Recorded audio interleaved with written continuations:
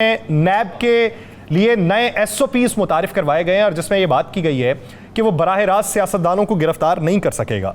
अब इससे कितने अफराद की या कितनी पार्टीज की बचत होती देख रहे हैं? बिस्मिल्लाहिर्रहमानिर्रहीम अस्सलातु वस्सलामु अलैका या सय्यदी या रसूल अल्लाह अस्सलातु वस्सलामु अलैका या सय्यदी या हबीबल्लाह। दो चीज़ें हैं यासर, पहले तो ये फैसला हो जाए कि कौन से सियासतदान हैं जिनको नैब गिरफ्तार नहीं कर सकती।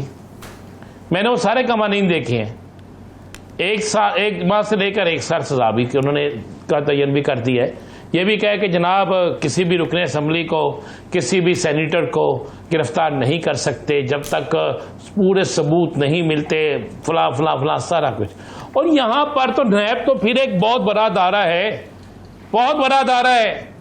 आपने कल देखा नहीं, बैरिस्टर गौहर एमएनए है, एक पार्टी का चेयरमैन है, चले छोड़ दो उस पार्टी का चेयरमैन है, एमएनए है।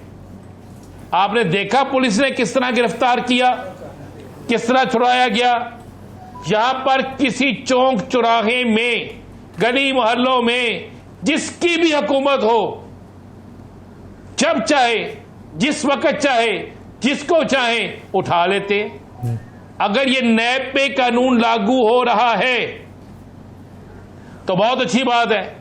फिर यह कानून लागू होना चाहिए पुलिस पे भी, फिर यह कानून लागू होना चाहिए उन तमाम अदारों पे जो लोगों को उठाते हैं, पुलिस हो, एफआईए हो, कोई भी हो। उन्हें कहा जाए जनाब एमएनए एमपीए को उठाने से पहले आप स्पीकर से पूछ लें, उन्हें बता दें जनाब हम आपके फलां शख्स को उठाने लगे हैं, और फिर उसके बाद ये भी कह देना, ये भी रूल बना दें कि जनाब प्रोटेक्शन आर्डर पर जिस तरह चौधरी परवेज इलाही साहब के दौर में लोग जेलों से आते थे, कई कई दिन होटलों में रहते थे, उनकी वजह से इजलास चलता था, इसी तरह कौमी असम्बली में किस होता था, तो फिर तो बड़ी अच्छी बात है। अगर ऐसा नहीं होता और सिर्फ ये हो कि ये कानून बन गया है, और वो कानून रहे किनके लिए? सिर्फ उन लोगों के लिए जो इक़्तिदार में है, जो इत्तेहाद में है, जो मर्जी में है, फिर तो ठीक है, फिर बिल्कुल ठीक है, फिर चलने दें।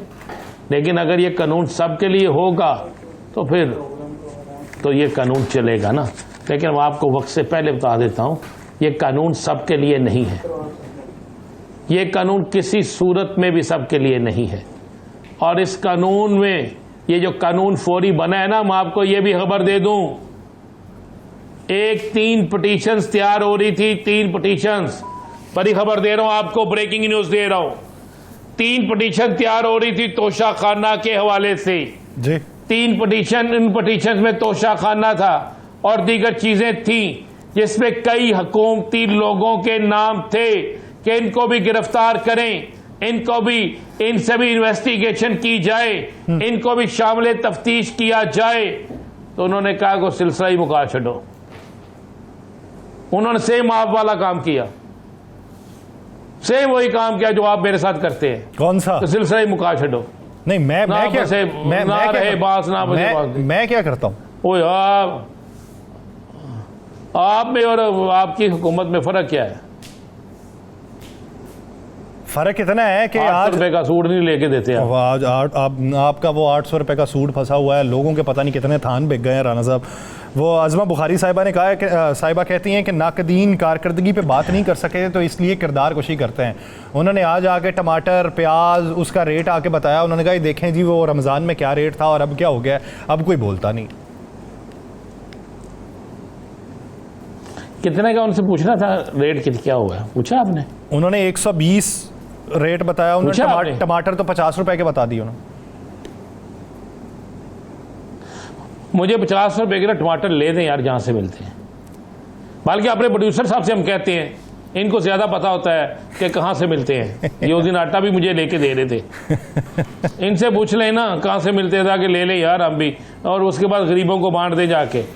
हम के यार चले कैसी जगह। और भाई बात यह है कि अगर आप क्यों भूलते हैं कि आपके लीडर मोहम्मद नवाज शरीफ साहब ने कहा था रोटी 4 रुपए की होगी, ये हमने नहीं कहा था, आपके मंशूर में था 300 यूनिट फ्री होगा, आपके मंशूर में था कि डॉलर यहां तक आ जाएगा, आपके मंशूर में था मेडिसिन इस तरह मिलेंगी, आपके मंशूर में था इतनी नौकरियां मिलेंगी।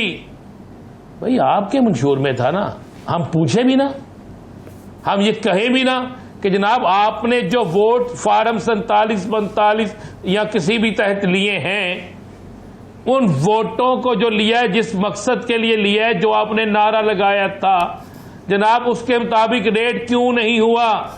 क्या आइंदा 2 सालों में अगर ये रहे तो रेट हो जाएगा? तो उसका जवाब आपके सामने है। कल आप ही के प्रोग्राम में राना एहसान अफजल साहब ने कहा कि 70% के साथ गंदम बेच चुका है, और आपने जब सवाल किया किसको बेच चुका है, तो उन्होंने इकरार किया मिडल मैन को। वो मिडल मैन क्या फिर वो गंदम 2900 रुपए की, 2400 रुपए की, 2800 रुपए की, 2600 रुपए की, 2200 रुपए की बेचेगा? नहीं, वो 5000 की बेचेगा, प्रॉफिट लेगा, अपनी खून निचोड़ेगा, सब कुछ करेगा, और हमारी हुकूमत फिर बैठी सुख की बांसुरी बजाती रहेगी और कुछ नहीं करेगी।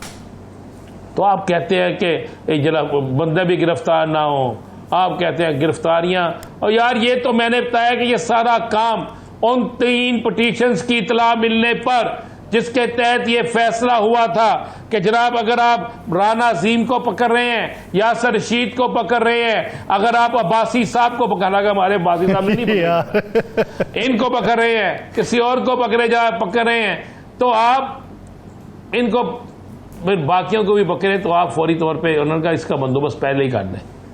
पहले मुझे एक बात बता दें जरा, अगर हम आइन और कानून के तहत बात करें तो जुर्म करना, कोई भी जुर्म करे, यह हमारा मजहब भी कहता है। जब रसूल पाक सल्लल्लाहु अलैहि वसल्लम ने फरमाया, जो तसव्वुर भी नहीं हो सकता कि हज़रत बीबी फातिमा ज़हरा रज़ी अल्लाह तआला अन्हा चोरी क्या तसव्वुर भी करे, लेकिन आप सल्लल्लाहु अलैहि वसल्लम ने एक मिसाल कायम की और फरमाया रसूल पाक सल्लल्लाहु अलैहि वसल्लम ने, मेरी बेटी भी ऐसा करे तो उसके भी हाथ काट दो।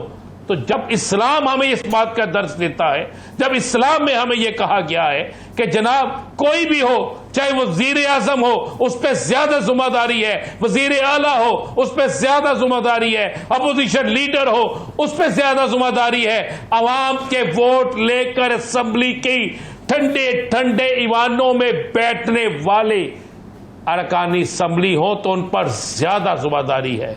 हाँ, ना पकड़े आप उस गरीब आदमी को, ना पकड़े आम शख्स को, ना पकड़े जिसका इतना कसूर भी नहीं है। ये क्या कानून आपने बना दिया, रुकने असेंबली नहीं पकड़ा जा सकता? क्या ये इस्लाम के मुताबिक है? क्या ये पाकिस्तान के आइन के मुताबिक है?